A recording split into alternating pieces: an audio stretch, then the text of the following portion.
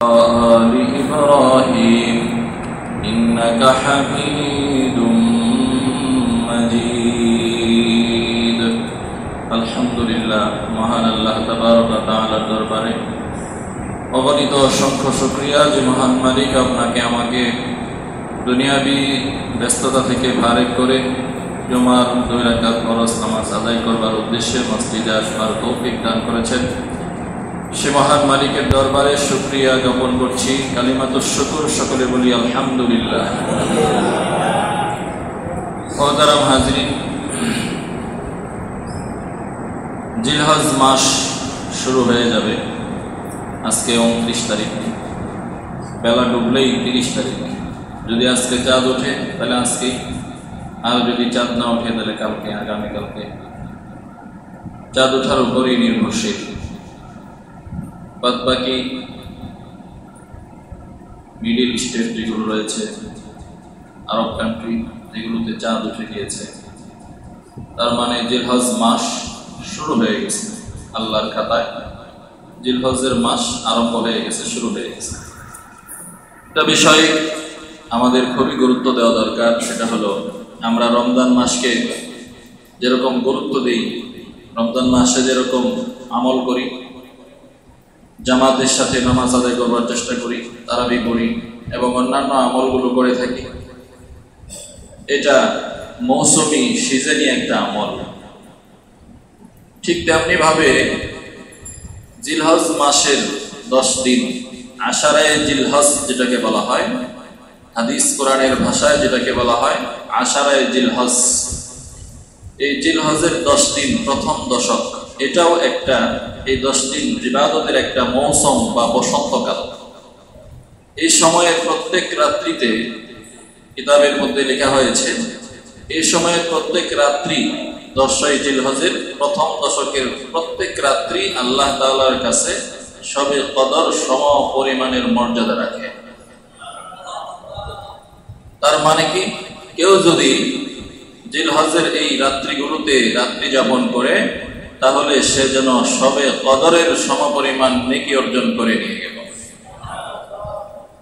কিন্তু আমরা এই রাতগুলোতে বেশি অবহেলা করি, ঈদের কেনাকাটা, গরু কেনাকাটা নিয়ে ব্যস্ততায় সময় পার করে দিই, এবং যেই কাজগুলো আমাদের নিষ্প্রয়োজনীয়, কোনো প্রয়োজন নাই, এমন কাজে আমরা এই 10টি রাত্রিকে ব্যয় করে থাকি। অত্যন্ত গুরুত্বপূর্ণ এই রাতগুলো।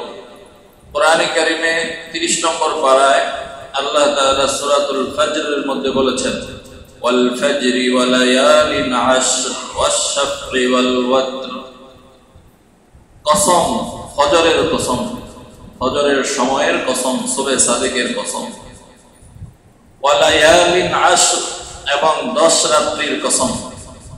এই 10 রাত্রির কোন 10 রাত্রি? কেউ বলেছেন রমজানের শেষ দশক, আবার অধিকাংশেরই মতামত হলো জিলহজের প্রথম দশকের যে 10 দিন, এই 10 রাত্রির কসম আল্লাহ তাআলা করেছেন। আল্লাহ তাআলা যে জিনিসের কসম করেন, যে জিনিসের শপথ আল্লাহ তাআলা করে থাকেন, ওই জিনিসটা আল্লাহর কাছে খুবই দামি এবং খুব মূল্যবান বিধায় আল্লাহ তাআলা ওই জিনিসের কসম করে থাকেন। তাহলে আল্লাহ তাআলার কসমের দ্বারা বোঝা গেল এই 10 রাত্রি আল্লাহর কাছে অত্যন্ত গুরুত্বপূর্ণ এবং খুবই মর্যাদাপূর্ণ, যেটা ইতিপূর্বে আমরা একটু আগে যেটা হাদিসের কথা থেকে শুনলাম, যে প্রত্যেকটা রাত্রি আল্লাহ তাআলা শবে কদরের সমপরিমাণ মর্যাদা দিয়ে থাকেন। এজন্য আমরা এই 10 রাত্রিকে সবগুজারি হিসাবে পালন করতে পারি, পুরা রাত জাগ্রত থেকে ইবাদত করতে পারি, ইবাদতের একটা সিজন, বসন্তকাল হিসেবে আমরা ধরে নিতে পারি। অন্তত পক্ষে আমরা যেন এই 10 রাত্রিতে কিছু কিছু তাহাজ্জুদ, কিছু জিকির আজকার, কিছু দান সদকা এবং কিছু কিছু করে নেক আমল যেন এই 10 রাত্রিতে, 10 রাত্রি 10 দিনে আমরা যেন করতে পারি। আল্লাহ আমাদেরকে তৌফিক দান করেন, সকলে বলি আমিন। সম্মানিত হাজিরিন, এই জিলহজ মাসেই আরেকটি গুরুত্বপূর্ণ ইবাদত হলো কুরবানি। কুরবানির অর্থ কি? কুরবানি শব্দের শাব্দিক অর্থ হলো উৎসর্গ করা, নৈকট্যতা, ঘনিষ্ঠতা অর্জন করা, কারোর নৈকট্য লাভের উপায়, কারোর নৈকট্য লাভের উপায়কে বলা হয় কুরবানি। যেমন আমরা একে অপরকে বলে থাকি যে সে তার অনেক কাছের লোক। হ্যাঁ, কাছের লোক ঠিক আছে, কাছে যাওয়ার জন্য তার অনেক কুরবানি আছে, ত্যাগ আছে। অমুকের ঘনিষ্ঠ হওয়ার জন্য, অমুক নেতার কাছাকাছি যাওয়ার জন্য তার অনেক পরিশ্রম আছে। এই পরিশ্রমটার নামই হচ্ছে কুরবানি। এই যে পরিশ্রমটা সে করলো, এই পরিশ্রমটার নামটাই হলো কুরবানি। তো আল্লাহ তাআলার জন্য আমরা যে কুরবানি করে থাকি, পশু জবাই করে থাকি, এটাকে কোরআন ও হাদিসের পরিভাষায় কুরবানিকে বলা হয় নির্দিষ্ট দিনে নির্দিষ্ট পশুকে জবাইয়ের মাধ্যমে আল্লাহর নৈকট্য অর্জন করার নাম হচ্ছে কুরবানি। কুরবানি শুরু হলো কিভাবে? এটা কুরবানি শুধু আমরাই যে করে থাকি এরকম নয়, বরং সৃষ্টির শুরুতে বনি আদম আলাইহিস সালাম থেকে শুরু করে এই পর্যন্ত সকল নবীরাই, সকল যুগের উম্মতেরাই বিভিন্ন সিস্টেমে কুরবানি তারা করেছিলেন। তবে কুরবানি করেছেন ঠিকই, কিন্তু কুরবানির সিস্টেম ভিন্ন ভিন্ন ছিল, কুরবানির করার জিনিস আলাদা আলাদা ছিল। যেমন আদম আলাইহিস সালামের সময় কুরবানির সিস্টেম ছিল। কুরআনে কারীমে আল্লাহ তাআলা সূরাতুল মায়েদাতে বলেছেন, ওয়াতলু আলাইহিম নাবা আবনাই আদম বিল হক إذ قربا قربانا فتقبل من أحدهما ولم يتقبل من الآخر قال لا أقتلنك قال إنما يتقبل الله من المتقين। আল্লাহ তাআলা তার হাবিব রাসূলুল্লাহ সাল্লাল্লাহু আলাইহি সাল্লামকে বলেন, নবী আপনি তেলাওয়াত করে শোনান আপনার উম্মতকে, নাবা আবনাই আদামা, আদমের দুই বেটার ঘটনা আপনার উম্মতকে যথাযথভাবে যে সত্য ঘটনা ঘটেছিল এই ঘটনা আপনার উম্মতকে আপনি তেলাওয়াত করে শোনান। ঘটনা কি? ইজ আররাবা কুরবানা, যখন তারা দুই ভাই, আদমের দুই বেটা, আদমের দুই ছেলে হাবিল ও কাবিল, তারা তাদের কুরবানিকে পেশ করলো। ফাতুকুবিলা মিন আহাদিহিমা, একজনের পক্ষ থেকে কবুল করা হলো, ওয়ালাম ইউতাকাব্বাল মিনাল আখার, আরেকজনেরটা কবুল করা হলো না। ক্বালা লা আকতুলান্নাক, একজন বলল যে তোমার কুরবানি কবুল হয়েছে, এজন্য আমি তোমাকে কতল করে ফেলবো, হত্যা করে ফেলবো। ক্বালা ইন্নামা ইয়াতাকাব্বালুল্লাহু মিনাল মুত্তাকিন, অপরজনে জবাব দিল যে কুরবানি কবুল হয়ে থাকে কেবল মুত্তাকির পক্ষ থেকে, তোমারটা কবুল হয় নাই, এটা তো আমার কোনো হাত নাই, আমার কিছু করার নাই, আমার তো এখানে কোনো কিছু হাত ছিল না। কুরবানি কবুল হয় কেবলমাত্র কার পক্ষ থেকে? যে মুত্তাকি, তার পক্ষ থেকে আল্লাহ তাআলা কুরবানি কবুল করে থাকেন।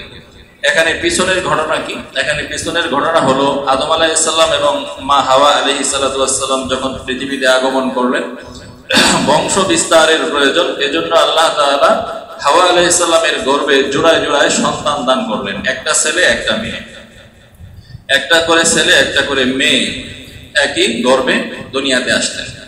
তো নিয়ম হলো ওই সময়কার আদম আলাইহিস সালামের শরীয়তের নিয়ম ছিল যে সহজাত একসাথে যেই ভাই এবং বোন জন্মগ্রহণ করেছে তাদের মধ্যে পরস্পরের বিবাহ নিষিদ্ধ।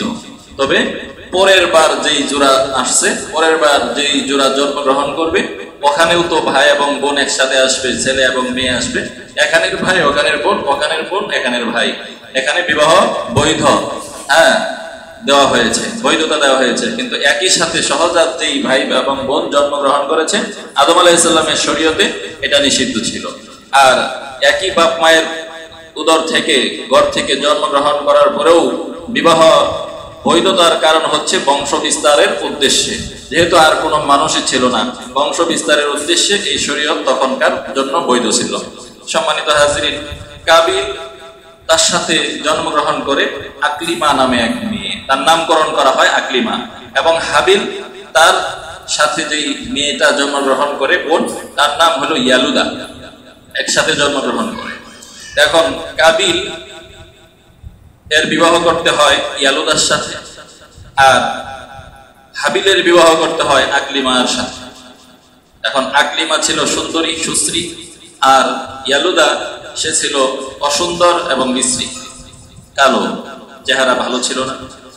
এখন এই দুই ভাইয়ের মধ্যে নারী নিয়ে প্রথম যেই ফাসাদ তৈরি হয়, নারী ঘটিত যেই ফাসাদ, কাল কিয়ামতের ময়দানে সর্বপ্রথম যেই মামলা মোকদ্দমা করা হবে, বিচারের আদালতে আসবে, সেটা হলো খুনের মামলা, রক্তের মামলা। কাল কিয়ামতের ময়দানে আল্লাহর দরবারে হাজির হবে। সম্মানিত হাজরিন, এরপরে দুই ভাইয়ের মধ্যে দ্বন্দ্ব তৈরি হলো যে না, আমার সাথে যেই বোন জন্মগ্রহণ করেছে আমি তাকে বিবাহ করব। এটা হচ্ছে কাবিলের কথা। এখন আদম আলাইহিস সালাম ফায়সালা দিলেন, তিনি নবী, তিনি ফায়সালা দিলেন যে আল্লাহর পক্ষ থেকে ওহী আসলো, তিনি ফায়সালা দিলেন যে তোমরা কুরবানি পেশ করো আল্লাহর কাছে, যার কুরবানি কবুল হবে সেই আকলিমাকে বিবাহ করবে। দুই ভাই কুরবানি পেশ করলো। এক ভাই যিনি কাবিল, তিনি কৃষিজাত পণ্যের কাজ করতেন, কৃষক ছিলেন। আরেক ভাই তিনি ছিলেন রাখাল, তিনি দুম্বা, মেষ এগুলো চড়াইতেন। কাবিল তিনি কৃষি পণ্য কুরবানি হিসেবে পেশ করলেন, কিছু গম পেশ করলেন। আর হাবিল তিনি একটা দুম্বা পেশ করলেন। আদম আলাইহিস সালাম বললেন তোমাদের উভয়ের কুরবানি পাহাড়ের কাছে রেখে আসুন। কুরবানি কবুল হইল কিনা, কুরবানি তখনকার যুগে জবাই করার সিস্টেম ছিল না। সিস্টেম হলো আকাশ থেকে আগুন এসে যার কুরবানির বস্তুকে জন্তুকে পুড়ে দিবে, নিয়ে যাবে, সেটা আল্লাহর কাছে কবুল। আর যারটা ছোবে না, ধরবে না, আকাশ থেকে আগুন আসবে না যার বস্তুর উপরে, তারটা কবুল হবে না। আল্লাহর যারটা কবুল হয়েছে, যার ভিতরে তাকওয়া আছে, অর্থাৎ হাবিলের কুরবানি অর্থাৎ দুম্বা আল্লাহ তাআলা কবুল করে দিলেন। সুবহানাল্লাহ। এখন ঈর্ষা আরো বেড়ে গেল, হিংসা ফাসাদ আরো বেড়ে গেল। তো বললো আমি এই ফায়সালা মানি না। দুই ভাই একসাথে বেড়াইতে গেছেন, পাহাড়ে জঙ্গলে বেড়াইতে গেছেন।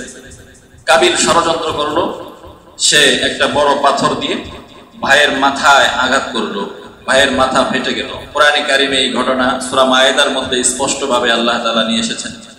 আঘাত করার কারণে তার মাথা থেকে রক্তক্ষরণ হলো। অতিরিক্ত রক্তক্ষরণ হওয়ার কারণে হাবিল সেখানেই মৃত্যুবরণ করে। এই ছিল তাদের কুরবানির ইতিহাস, সংক্ষিপ্ত ইতিহাস। পরবর্তীতে এই কুরবানির ধারাবাহিকতা প্রত্যেক নবী রাসূলের যুগে আল্লাহ তাআলা চালু রেখেছেন, জারি রেখেছেন, যেটা আমাদের পর্যন্ত এসে পৌঁছেছে। ইব্রাহিম আলাইহিস সালাতু ওয়াস সালাম, জাতির পিতা ইব্রাহিম আলাইহিস সালাতু ওয়াস সালাম, তিনিও কুরবানি করেছেন। তার জীবনটা, পুরা জীবনটাই কুরবানির মধ্যে গিয়েছে। আল্লাহ তাআলা তার পুরা জীবনটাকে পরীক্ষার মধ্যে অতিবাহিত করেছেন। একেবারে জন্ম থেকে, শুরু থেকে, একেবারে জন্ম লগ্ন থেকেই ইব্রাহিম আলাইহিস সালামের জন্মটাও একটা পরীক্ষার মাধ্যমে হয়েছে। যেমন ইব্রাহিম আলাইহিস সালামের যুগে যে নমরুদ ছিল, এই নমরুদে স্বপ্নে দেখে যে তার সিংহাসন কে জানি দখল করে নিচ্ছে। তখন গণকেরা সিদ্ধান্ত দিল যে আপনার এই রাজ্যে যেন কোনো পুরুষ ছেলে জন্মগ্রহণ করতে না পারে, এই ফয়সালা করেন। শেষে সব পুরুষদেরকে ধরে ধরে হত্যা করলো। আর পুরুষ যেন জন্মগ্রহণ করতে না পারে, নারী এবং পুরুষ স্বামী স্ত্রী যেন মিলন করতে না পারে, সে এটাও প্রতিবন্ধকতা তৈরি করলো। এবং এটার জিম্মাদারি দেওয়া হইল ইব্রাহিম আলাইহিস সালামের পিতা আজরকে। আজর তো আমরা জানি ইব্রাহিম আলাইহিস সালামের বাবার নাম, কিন্তু আসলে ইব্রাহিম আলাইহিস সালামের বাবার নাম আজর না। ইব্রাহিম আলাইহিস সালামের বাবার নাম হলো নাখুর। ইব্রাহিম আলাইহিস সালামের পিতার নাম হলো নাখুর। তাফসীরে মাযহারিতে লেখা হয়েছে ইব্রাহিম আলাইহিস সালামের পিতার নাম হচ্ছে নাখুর। তার আজর কেন বলা হয়? কোরআনে কারিমেও তো আল্লাহ তাআলা আজর বলেছেন, ওয়া ইয ক্বালা ইব্রাহিমু লিআবিহি আযারা আতাত্তাখিযু আসনামান আলিহা। কোরআনে কারিমেও আল্লাহ তাআলা ইব্রাহিম আলাইহিস সালামের পিতাকে, পিতার নাম আজর বলেছে। আজর কেন বলা হলো? আজর নামে একটা মূর্তি ছিল, বড় মূর্তি, এটা সবচেয়ে বড় ছিল।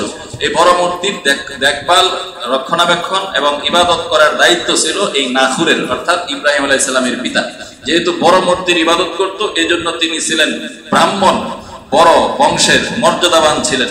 এজন্য তাকে দায়িত্ব দেওয়া হয়েছে যে আপনি এই দায়িত্ব দেওয়া হলো আপনাকে, কোনো পুরুষ যেন, কোনো স্বামী যেন স্ত্রীর সাথে মিলন করতে না পারে। তো আল্লাহ তাআলার কুদরতের কারিশমা দেখেন, ওই ঘরে আল্লাহ তাআলা ইব্রাহিম আলাইহিস সালামকে নিয়ে আসলেন। সুবহানাল্লাহ বলেন।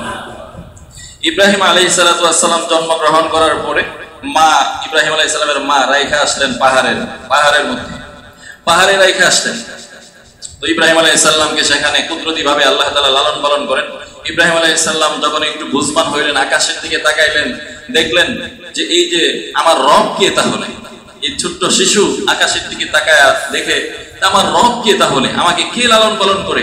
তিনি আকাশের দিকে তাকায়া দেখেন যে এই যে চাঁদ দেখা যায় রাতের বেলা, এই চাঁদ বড় দেখা যায়, সবকিছু আলোকিত করে ফেলে, এই চাঁদই মনে হয় আমার রব, এছাড়া আমার আর অন্য কেউ রব হইতে পারে না। কিছুক্ষণ পরে যখন চাঁদ আবার তার আলো হারায় ফেলে, চাঁদ যখন ডুবে যায়, তখন তিনি বলেন যেটা ফালাম্মা আফালা, যেটা তার আলো হারায় ফেলে সেটা কখনো রব হইতে পারে না। আবার যখন দিনের বেলায় সূর্য ওঠে, তিনি সূর্যকে মনে করেন এটাই মনে হয় রব, কারণ সব অন্ধকারকে যে আলোকিত করে ফেলে এবং সবার চাইতে বড় দেখা যায়, এটাই মনে হয় আমার রব। ফালাম্মা রাআশ শামসা, যখন তিনি সূর্যকে দেখলেন, তিনি মনে করলেন যে এটাই মনে হয় আমার রব। ফালাম্মা আফালাত, যখন সূর্য ডুবে গেল, তার আলো হারিয়ে ফেললো, তখন তিনি বললেন ইন্নী বারিউম মিনাল মুশরিকিন, মুশরিকেরা শরীক যা অংশীদার স্থাপন করে এর থেকে আমি মুক্ত। ইন্নী ওয়াজ্জাহাতু ওয়াজহিয়া লিল্লাযী ফাতারাস সামাওয়াতি ওয়াল আরদা হানিফান ওয়া মা আনা মিনাল মুশরিকিন। তিনি এই কথা বলেছিলেন। আমরা যেটা জায়নামাজে দাঁড়ায়া বলি, জায়নামাজে দাঁড়ায়া এই দোয়া না, এটা আমরা জানি যে এই দোয়া এটা কোন সময় পড়ি আমরা, জায়নামাজ পাক করার দোয়া। জায়নামাজ যদি আপনার না পাক থাকে, দাঁড়ায়া এই দোয়া পড়লে কি পাক হয়ে যাব? কথা বলেন, পাক হইব? জায়নামাজ আপনার না পাক, আরে না পাক প্রস্রাব পড়ছে এই না পাক, পায়খানা পড়ছে এই না পাক, মদ পড়ছে এই না পাক, এই না পাক না। আমি বলতেছি আরেক না পাকের কথা, হারাম টাকায় কেনা আরেক না পাকের কথা আমি বলতেছি, বাতিনি নাপাকের কথা বলতেছি, জাহিরি নাপাকের কথা বলছি না। বলতেছি বাতিনি নাপাক যেটা হারাম টাকায় কেনা জায়নামাজে দাঁড়ায়া বললেন ইন্নী ওয়াজ্জাহতু ওয়াজহিয়া লিল্লাযী ফাতারাস সামাওয়াতি ওয়াল আরদা হানিফান ওয়া মা আনা মিনাল মুশরিকিন। অর্থ কি? ইন্নী, নিশ্চয় আমি, ইন্নী ওয়াজ্জাহতু ওয়াজহিয়া, আমার দিলের মুখকে এবং আমার বাহ্যিক চেহারাকে ফিরাইয়া নিলাম। ইন্নী ওয়াজ্জাহতু ওয়াজহিয়া লিল্লাযী, ওই সত্তার জন্য, আল্লাযী ফাতারাস সামাওয়াতি ওয়াল আরদা, যিনি আকাশ ও জমিনকে সৃষ্টি করেছেন, হানিফাও, একনিষ্ঠভাবে, ওয়া মা আনা মিনাল মুশরিকিন, আর আমি মুশরিকদের অন্তর্ভুক্ত নই, আমি মুশরিকদের অন্তর্ভুক্ত না। ইব্রাহিম আলাইহিস সালাম শিশুকালে এই কথা বলছিলেন। আমরা এটা জায়নামাজে দাঁড়ায় বলি, প্রথা রয়েছে, ছোট্টকালে আমরাও শুনছি, কিন্তু বড় হয়ে যখন কিতাবাদিতে দেখলাম, তো ইলাউস সুনান একটা কিতাব রয়েছে, অনেক বড় হাদিসের এক কিতাব, মাসালার এক কিতাব। এই কিতাবের মধ্যে লেখা হয়েছে রাসূলুল্লাহ সাল্লাল্লাহু আলাইহি সাল্লাম সানা পড়ার পরে এই দোয়াটা পড়তেন। সানা বলার পরে রাসূলুল্লাহ পড়তেন ইন্নী ওয়াজ্জাহতু ওয়াজহিয়া লিল্লাযী ফাতারাস সামাওয়াতি ওয়াল আরদা হানিফান ওয়া মা আনা মিনাল মুশরিকিন। এটা সানা পড়ার পরে রাসূল পড়তেন, কিন্তু আমরা পড়ি কখন? জায়নামাজে দাঁড়ায়া। এটা জায়নামাজে দাঁড়ায়া পড়ার দোয়া না। তবে জায়নামাজে দাঁড়ায়া কি করবেন? নিয়ত করবেন। কি নিয়ত করবেন? যে আমার দিলের রূপকে কাবার দিকে করলাম, আল্লাহর জন্য নামাজ পড়তেছি, এটাই নিয়ত করবেন। সম্মানিত হাজিরিন, ইব্রাহিম আলাইহিস সালামের জন্ম থেকে একেবারে শেষ পর্যন্ত পুরাটাই পরীক্ষা। এরপরে যখন ইব্রাহিম আলাইহিস সালামের সন্তান হয় না, শেষ পর্যন্ত আল্লাহ তাআলার কাছে দোয়া করলেন, আল্লাহ একটা সন্তান দেন আমারে, আমার পরে মাটি দেওয়ার মতো তো লোক নাই। কারণ ইব্রাহিম আলাইহিস সালামের পরে, ইব্রাহিম আলাইহিস সালামের যুগে সব কাফের ছিল, মুশরিক ছিল। তিনি দাওয়াত দিতেন কিন্তু মুসলমান হইতো না। একেবারে প্রতিবেশী সহ সব আশপাশে পুরা রাষ্ট্র কাফের, সবাই কাফের, নিজের বাপও কাফের, নিজের মাও কাফের। যাবেন কই? আল্লাহর কাছে দোয়া করেন, আল্লাহ আমি তো, আমার চুলগুলো পাইকে গেছে, চামড়াগুলো কেমন হয়ে গেছে, আমার একেবারে বয়সের শেষ কাছাকাছি চলে আসছে। কিতাবের মধ্যে লেখে 80 বছর, কোন কিতাবের মধ্যে লেখে 90 বছর, কোন কিতাবের মধ্যে লেখে 120 বছর বয়স। 120 বছর বয়সে ইব্রাহিম আলাইহিস সালাম বললেন, আল্লাহ আপনি সবকিছু করতে পারেন, সবকিছু করার ক্ষমতা আপনার আছে। ওয়াস্তা আলার রাসু শাইবা, আমার চুল দাড়ি পেকে গেছে, সাদা হয়ে গেছে, এই বয়সে আপনি আমাকে হতাশ করেন না। আপনার কাছে এই বয়সে আমি চাইলাম একটা সন্তান দেন আমাকে। আল্লাহ তাআলা মা হাজেরার ঘরে একটা সন্তান দিলেন। সুবহানাল্লাহ বলেন। শেষ বয়সে যে সন্তানটা হয়, এই সন্তানটা কিরকম আদরের থাকতে পারে বলেন? সন্তান হয় না, শেষ বয়সে যায় আল্লাহ তাআলা একটা সন্তান দিয়েছেন, এটা কিরকম আদর হইতে পারে? সন্তান হইল 40 দিন বয়স, এরপরে আল্লাহ তাআলা আরেক পরীক্ষার মধ্যে ফেলাইয়া দিলেন। দেখেন, কয় সন্তান আর বিবি সহ এমন জায়গায় রেখে আসেন যেখানে কোনো মানব নাই, যেখানে কোনো ঘর বাড়ি নাই, গাছপালা নাই, পানি নাই, এমন জায়গায় রেখে আসেন। তো আল্লাহ তাআলা নির্দেশ ইব্রাহিম আলাইহিস সালাম পুঙ্খানুপুঙ্খানুভাবে পালন করলেন। কাবা ঘরের পাশে, যেখানে কাবা ঘর ছিল না, নূহ আলাইহিস সালামের প্লাবনের কারণে, বন্যার কারণে কাবা ঘরের ভিত্তি সহ সব মুনহাদিম হয়ে গিয়েছিল, নষ্ট হয়ে গিয়েছিল, নিশ্চিহ্ন হয়ে গিয়েছিল। ইব্রাহিম আলাইহিস সালাম এরকম জায়গার মধ্যে রাখলেন, রাইখা বললেন রব্বি ইন্নাহুন্না আদলালনা কাসীরাম মিনান নাস ওয়া মান তাবিআনি ফাইন্নাহু মিন্নী ওয়া মান আসানি ফাইন্নাকা গফুরুর রহিম রব্বানা ইন্নী আসকানতু মিন যুররিয়্যাতি বিওয়াদিন গায়রি জি যারইন ইনদা বাইতিকাল মুহাররাম। আল্লাহু আকবার। হযরত ইব্রাহিম আলাইহিস সালাম বলেন, হে আল্লাহ, আমি আমার স্ত্রী পুত্রকে এমন একটা জায়গায় রেখে গেলাম যেখানে কোনো পানি নাই, যেখানে কোনো কাক পক্ষী নাই, যেখানে কোনো গাছপালা নাই, মানবহীন এরকম একটা জায়গায় আপনার ঘর যেখানে রয়েছে, ইনদা বাইতিকাল মুহাররাম, আপনার সম্মানিত ঘর যেখানে রয়েছে, এখানে আমি রেখে গেলাম। আপনি তাদেরকে ফলমূল দিয়া রিজিক দিবেন এবং সারা দুনিয়ার সমস্ত মানুষের দিলের রূপকে, দিলের তাওয়াজ্জুকে তাদের এই ঘরের দিকে, বাইতুল্লাহর দিকে ফিরাইয়া দিবেন। সুবহানাল্লাহ।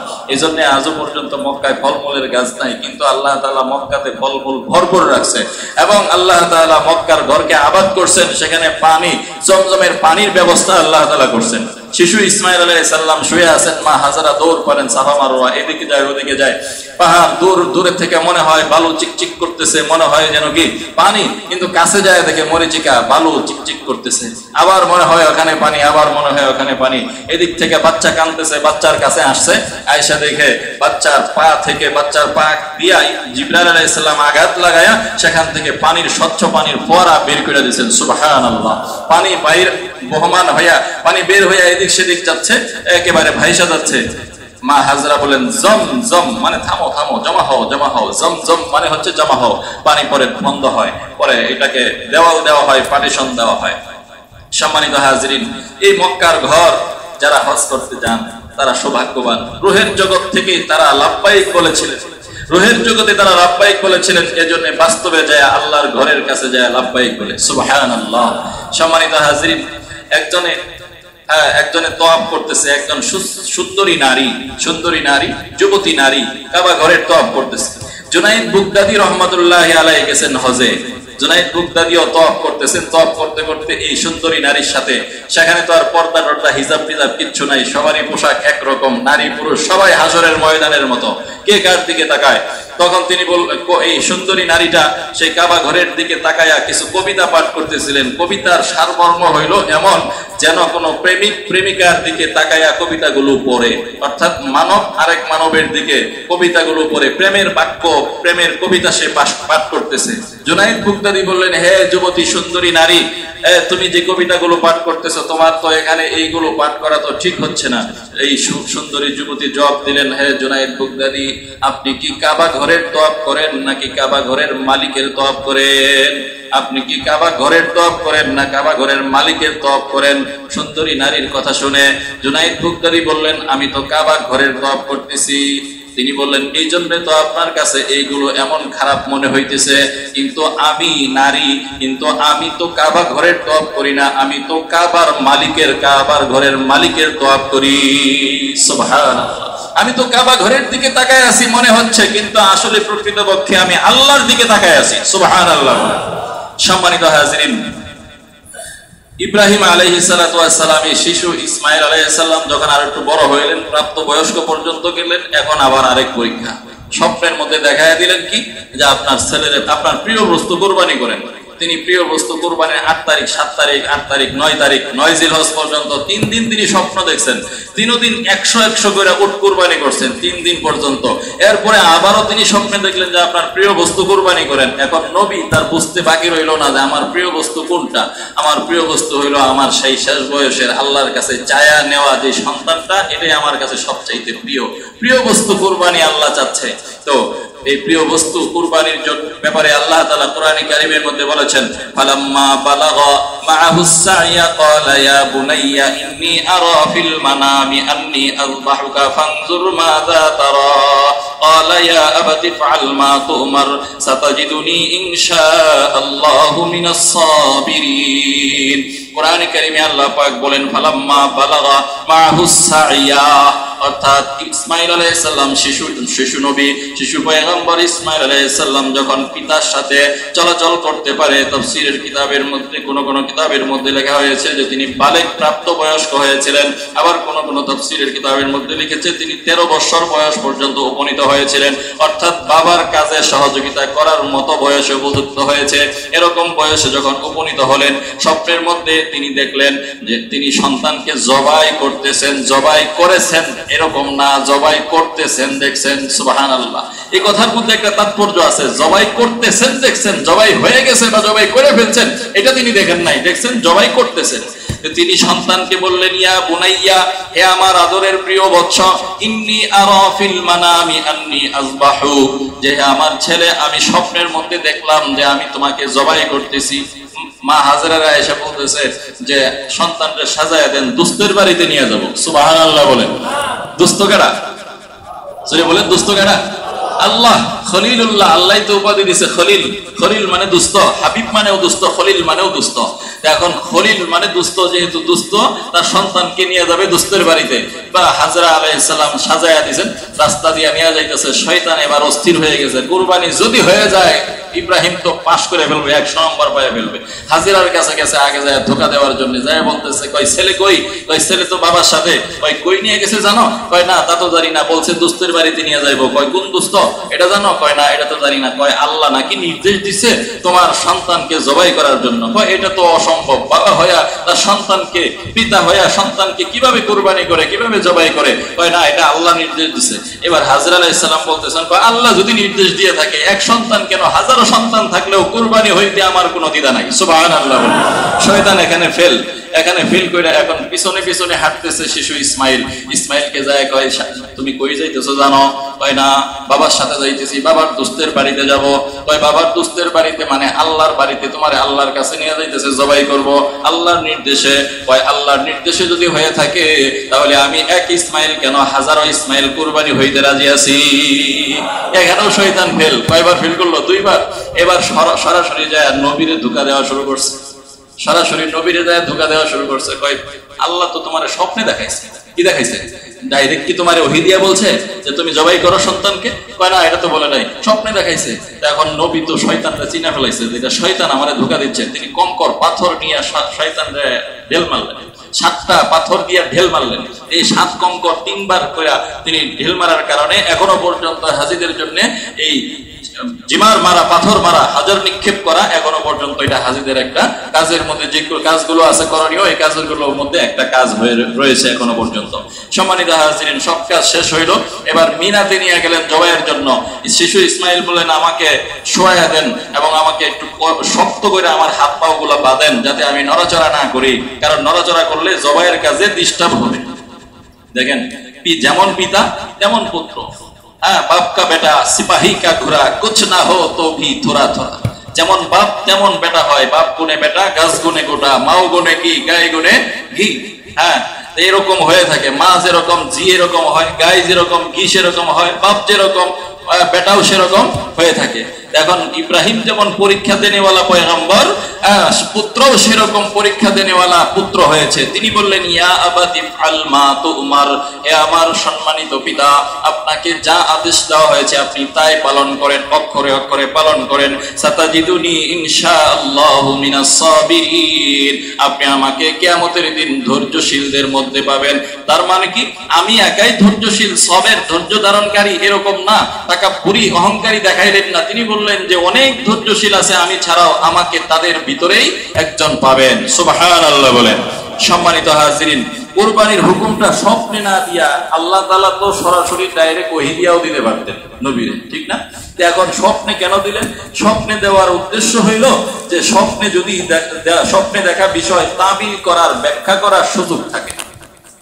স্বপ্নে দেখা বিষয় তাবিল করার, ব্যাখ্যা করার সুযোগ থাকে। যে স্বপ্নে ছেলেকে কুরবানি করছি, 100 উট কুরবানি করে দিলাম, এটা একটা তাবিল হয়ে গেল। বা দুম্বা কুরবানি করে দিলাম, সাদাকা করে দিলাম, এটা একটা তাবিল হয়ে গেল, ব্যাখ্যা হয়ে গেল। এদিক সেদিক ফিরানোর সুযোগ থাকে স্বপ্নে দেখার মধ্যে। তো আল্লাহ তাআলার উদ্দেশ্য হলো যে আমি স্বপ্নে আদেশ করব, দেখি আমার স্বপ্নের আদেশটা ইব্রাহিম কেমন ভাবে পূরণ করে থাকে। সুবহানাল্লাহ। সম্মানিত হাজিরিন, কুরবানির মধ্যে দুইটা দিক থাকে, একটা দিক হলো জাহের, আরেকটা দিক হলো বাতেন। বাতেন এবং জাহের দুইটা দিক থাকে, প্রত্যেকটা কাজেরই মধ্যে দুইটা দিক থাকে, একটা হলো প্রকাশ্য, আরেকটা থাকে গোপনে। নামাজের মধ্যেও জাহের আছে, বাতেন আছে, যাকাতের মধ্যে জাহের আছে, বাতেন আছে, আপনার সকল নেক কাজের মধ্যে জাহের আছে, বাতেন আছে। যা দেখা যায় তা হয় না, আবার অনেক সময় যা হয় তা দেখা যায় না, এরকম বিষয় হয়। কুরআনে কারীমে আল্লাহ পাক বলেন, লান তানালুল বিররা হাত্তা তুনফিকু মিম্মা তুহিব্বুন। যতক্ষণ না তোমার প্রিয় বস্তুকে কুরবানি করো, ততক্ষণ পর্যন্ত তোমার কুরবানি, তোমার দান, তোমার সাদকা আল্লাহর কাছে কবুল হবে না। কারণ এই জান এবং মাল, আপনার আমার জান মাল সবকিছু আল্লাহ তাআলার কাজ, আল্লাহ তাআলার। আল্লাহ আগে কিনে নিছে। কিভাবে কিনছে? কোরআনে কারীমে আল্লাহ পাক বলেন, ইন্নাল্লাহা আশতারা মিনাল মুমিনিনা আনফুসাহুম বিআন্না লাহুমুল জান্নাহ। মুমিনের জান এবং মাল আল্লাহ কিনে নিছেন, বিনিময়ে জান্নাত দিবেন। সুবহানাল্লাহ। সম্মানিত হাজিরিন, কুরবানির ইতিহাস আমরা প্রত্যেকবারই শুনি, কুরবানির ফজিলত প্রত্যেকবারই শুনি। তো কোরআনে কারীমে আল্লাহ তাআলা বলেছেন যে মানুষ যে কুরবানি করে, এই কুরবানির রক্ত মাংস একটাও আল্লাহর কাছে পৌঁছে না, এগুলো আল্লাহ তাআলা নেন না, কোনো প্রয়োজন নাই। তো আল্লাহর কাছে কি পৌঁছে? ওয়ালা কি ইয়ানালুহু তাকওয়া মিনকুম। ওই যে হাবিল এবং কাবিলে যে কুরবানি করেছিল, কুরবানির মধ্যে একজনেরটা কবুল হয়েছে আর একজনেরটা কবুল হয় নাই। এখন একজন বলল যে আমি তোরে হত্যা করব, জবাবে আরেকজন কি বলছিল? ইন্নামা ইয়াতাকাব্বালুল্লাহু মিনাল মুত্তাকিন। কুরবানি তো আল্লাহ মুত্তাকিনটা কবুল করে, আর যার ভিতরে তাকওয়া নাই, মুত্তাকি যে না, তাকওয়া অর্জন করতে পারে নাই, তার কুরবানি আল্লাহ কবুল করে না। তো এখানে আল্লাহ তাআলা বলছেন যে কুরবানির রক্ত মাংস জানোয়ারের এগুলো একটাও পৌঁছে না। কি পৌঁছে? ওয়ালা কি ইয়ানালুহু তাকওয়া। যার দিলের সম্পর্ক, যার দিলের ভিতরে তাকওয়া আছে, এটা আল্লাহর কাছে পৌঁছে। কেমন ভাবে পৌঁছে? কুরবানির জন্তু জবাই করার পরে এটার রক্ত জমিনে পড়ার আগে আল্লাহ তাআলা কবুল করে নেন। হযরত আয়েশা রাদিয়াল্লাহু তাআলা আনহা থেকে বর্ণিত, আন্না রাসূলুল্লাহ সাল্লাল্লাহু আলাইহি সাল্লাম قال ما عمل আল আদামিয়্যু মিন আমালিন ইয়াওমান নাহারি আহাব্বা ইলা আল্লাহ মিন ইহরাকিদ দামি। হযরত আয়েশা রাদিয়াল্লাহু তাআলা আনহা বলেন, নবীজি সাল্লাল্লাহু আলাইহি সাল্লাম বলেছেন, বনি আদম ঈদের দিন যে আমলগুলো করে, যে কাজগুলো করে, যত নেক কাজ করে, এই সমস্ত নেক কাজের মধ্যে আল্লাহর কাছে সবচেয়ে বেশি প্রিয় হলো রক্ত বহানো, রক্ত প্রবাহ করা। আর এই রক্ত প্রবাহ করার মাধ্যমে কাল কিয়ামতের ময়দানে এই কুরবানির জন্তুর শিং, কুরবানির জন্তুর নখ, কুরবানির জন্তুর খাল, এগুলো কাল কিয়ামতের ময়দানে এগুলো সাক্ষী হিসেবে তার জন্য দাঁড়াবে। সুবহানাল্লাহ বলেন। ওয়া ইন্নাদ দামা লা ইয়াতাউ মিনাল্লাহি বিমাকানিন ক্বাবলা আন ইয়াকা মিনাল আরদি। আর জমিনে রক্ত পড়ার আগে আল্লাহ তাআলার কাছে কবুল হয়ে যায়। ফাতিবু বিহা নাফসা। নবীজি বলেন, সুতরাং মনের আনন্দে, মনের খুশিতে কুরবানি করো। কুরবানির জন্তুগুলোরে আমরা অনেক সময় অর্ডার দিয়ে নিয়ে আসি, ঈদের দিন সকালে নিয়ে আসি, কুরবানির আগ মুহূর্তে নিয়ে আসি। বরং আপনার জন্য এটা কি করণীয় হইল, আগেই 2-4-5 দিন, এক সপ্তাহ আগে আইনা এটার একটু গোসল করানো, এটার একটু খাওয়ানো, এটার একটু দেখাশোনা করা, তারপরে অন্যান্য যদি চিকিৎসা করার দরকার পড়ে এটা একটু হৃষ্টপুষ্ট করা, ভালো ভালো কিছু খাবার খাওয়ানো। কারণ এটার যে একটু লালন পালন করা, খাবার খাওয়াইলে, গোসল করাইলে এটার প্রতি একটু মায়া মহব্বত তৈরি হয় কি হয় না বলেন? একটু মায়া মহব্বত তৈরি হয় না? একটু মহব্বত তৈরি হয়, দিলের একটা তামান্না, দিলের একটা টান এই জানোয়ারের প্রতি তৈরি হয়। এই টান তৈরি হওয়ার কারণে আপনি যখন কুরবানি দিতে যাবেন, তখন দিলের ভিতরে একটা আঘাত লাগবে, দিলের ভিতরে একটা স্পন্দন তৈরি হবে। যখন এটা কুরবানি করবে, দিলের ভিতরে একটা টান তৈরি হবে, এই টানটা আল্লাহর কাছে কবুল হয়ে যায়। সুবহানাল্লাহ বলেন। সম্মানিত হাজিরিন, কুরবানি না করলে কি হয়? কুরবানি যার উপরে ফরজ হয়েছে, সে যদি কুরবানি না করে, তাহলে তার ক্ষতি কি? নবীজি বলছেন, সে যেন আমাদের ঈদগাহে না আসে, সে যেন ঈদের মাঠে না আসে। সরাসরি ধমকি দিয়ে নবীজি বলছেন, কুরবানি ফরজ হয়েছে, কুরবানি করবা না, তাহলে তোমার ঈদগাহে আসার কোনো দরকার নাই। তুমি ঈদগাহে এসে কি করবা? তোমার উপরে কুরবানি ওয়াজিব হয়েছে, তুমি কুরবানি করলা না। কারণ এই 5 দিন, যে 5 দিনের কথা বলা হয়েছে, আইয়ামে তাশরিক, ঈদের আগে 2 দিন, ঈদের পরে ঈদের দিন, আবার ঈদের পরে 3 দিন, এই হলো মোট হলো কয়দিন? 5 দিন। এই 5 দিন রোজা রাখতে আল্লাহ তাআলা নিষেধ করছেন। ঈদের দিন, ঈদের পরে 3 দিন, এই যে মোট এই কয়েকদিন আল্লাহ তাআলার পক্ষ থেকে মেজবানি ঘোষণা করা হয়েছে। আল্লাহ নিজে মেজবান, আর এই মেজবানির কাজে মুমিন, সামর্থ্যবান মুমিনেরা আল্লাহ তাআলার কাজে সহযোগিতা করে। আল্লাহ তাআলার কাজে যদি সহযোগিতা না করে, কুরবানি না করে, আর তাহলে রাসূল বলছেন, সে যেন আমাদের ঈদগাহে ফালা ইয়াহদুর মুসাল্লানা, সে যেন ঈদগাহে না যায়। তার ঈদগাহে যাওয়ার দরকারটা কি? সম্মানিত হাজির, গরিব মানুষ যারা কুরবানি না দিতে পারে তাদের কুরবানিটা কি, তাদের বিষয়ে হাদিসে রয়েছে আন আব্দুল্লাহ ইবনে আমর রাদিয়াল্লাহু তাআলা আনহু আন্না রাজুলান আতা রাসূলুল্লাহ সাল্লাল্লাহু আলাইহি ওয়াসাল্লাম ওয়া ক্বালা লাহু রাসূলুল্লাহ সাল্লাল্লাহু আলাইহি ওয়াসাল্লাম উমিরতু বিয়াউমিল আযহা ঈদা জাআলাল্লাহু বিহাযিহিল উম্মাতি ক্বালা আর-রাজুলু ফালাম আজিদ ইল্লা মানিহাতান উনসা আও শাতান আলি আও মানিহাতুহুম আযবাহুহা ক্বালা লা ওয়ালাকিন আকলিম আযফারুকা ওয়া কাসস শারিবিকা। নবীজির কাছে একজন ব্যক্তি আসলো, এসে বলল, ইয়া রাসূলুল্লাহ, যে ঈদের দিন আমাদের কাজ কি? তিনি বললেন যে ঈদের দিন কাজ হইল কুরবানি করা, যে কুরবানি করতে না পারবে সে যেন তার নখ কাটে, বুক কাটে, চুল কাটে, এটাই তার জন্য। নবীজি বলেন ফাযাকা তামামু আযহিয়াতিকা ইনদাল্লাহি আযজা ওয়া জাল্লা, আল্লাহর কাছে এটা পূর্ণ একটা কুরবানির নেকি। সুবহানাল্লাহ। এটা সিস্টেমটা কি? এটা সিস্টেমটা হইল জিলহজ মাসের চাঁদ ওঠার আগে আপনার নখ, আপনার চুল, গোপ, অন্যান্য যেই লোমগুলো আছে, গুপ্তাঙ্গের লোম সহ এইগুলো পরিষ্কার আগে করে ফেলবে এবং ঈদের নামাজের পরে এইগুলো পরিষ্কার করবে, তারপর নখ কাটবে, চুল কাটবে, এটাই তার জন্য পূর্ণ একটা কুরবানির সওয়াব আল্লাহ তাআলা দান করবেন। হ্যাঁ, যারা কুরবানি করবে তাদের আমলটা কি? তারাও এইগুলো, এই আমলটা করবে, তারা এইগুলো করবে, কুরবানি কইরা এগুলো কাটবে, তাদের জন্য তো আরো ডাবল সওয়াব, কুরবানির একটা সওয়াব হইলো এবং এটারও তারা নেকি পাইলো। ঈদুল আজহার নামাজের আগে, ঈদুল আজহার নামাজে খালি পেটে যাওয়া আর ঈদুল ফিতরে মিষ্টি জিনিস খায়া যাওয়া, আর ঈদুল আজহার নামাজে খালি পেটে যাওয়া, কোনো কিছু না খায়া যাওয়া, তার মানে হচ্ছে যে ঈদের নামাজ, ঈদুল আজহার নামাজ সকাল সকাল তাড়াতাড়ি আদায় করা। হ্যাঁ, কেন তাড়াতাড়ি আদায় করবে? কারণ বড় আমল রয়েছে, অনেক বড় আমল রয়েছে, কুরবানি রয়েছে। হ্যাঁ, কুরবানির জন্য নামাজটা আগে আগে তাড়াতাড়ি সকাল সকাল পড়া যেন কুরবানি করতে আসে। সম্মানিত হাজিরিন, আল্লাহ পাক আমাদের সবাইকে, যাদের উপর কুরবানি হয়েছে, ওয়াজিব হয়েছে, ফরজ হয়েছে, যাদের উপর ওয়াজিব হয়েছে, আমরা যেন কুরবানি করতে পারি এবং কুরবানির পশু জন্তু কেনার বিষয়ে আপনারা শরিকানা কুরবানির বিষয়ে সবচাইতে সচেতন থাকবেন। শরিকানা কুরবানির বিষয়ে সবচাইতে বেশি সচেতনতা দরকার। কেন?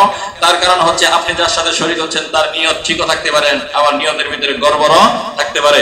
একজনের নিয়ত যদি গড়বড় থাকে তাহলে বাকি 7 জনের কুরবানি নষ্ট হয়ে যাবে, কোনো ফায়দা হবে না, গোশত খাওয়া ছাড়া কোনো লাভ হবে না নিয়তের ভিতরে যদি গড়বড় থাকে। এজন্য শরিকানা কুরবানি দেওয়ার চাইতে আপনি একা একটা ছাগল কুরবানি দেন, একা একটা দুম্বা কুরবানি দেন শরিকানা কুরবানি চাইতে। হ্যাঁ, যদি এরকম হয় যে না, যারা আমরা শরিক হয়েছি, একত্র হয়েছি, সকলেরই ইনকাম হালাল টাকা দিয়ে কুরবানি দিচ্ছেন এবং সবারই নিয়ত ভালো, এরকম যদি কনফার্ম হইতে পারেন তাহলে আপনি শরিকানা কুরবানি দিতে পারেন। আবার কুরবানির সাথে আকিকাও দেওয়া চলে। একটা জন্তুর ভিতরে কুরবানি, গরু, মহিষ, উট, এগুলোর ভিতরে 7টা পর্যন্ত দিতে পারবেন। আকিকাও চলবে, একসাথে কুরবানির সাথে আকিকা চলবে, কোনো অসুবিধা হবে না। আল্লাহ তাআলা আমাদের সবাইকে বুঝবার, মানবার, আমল করবার তৌফিক দান করেন। ওয়া আখিরু দাওয়ানা আলহামদুলিল্লাহি রাব্বিল আলামিন। যারা সুন্নাত পড়েন নাই, সুন্নাত পড়ে নেন ইনশাআল্লাহ।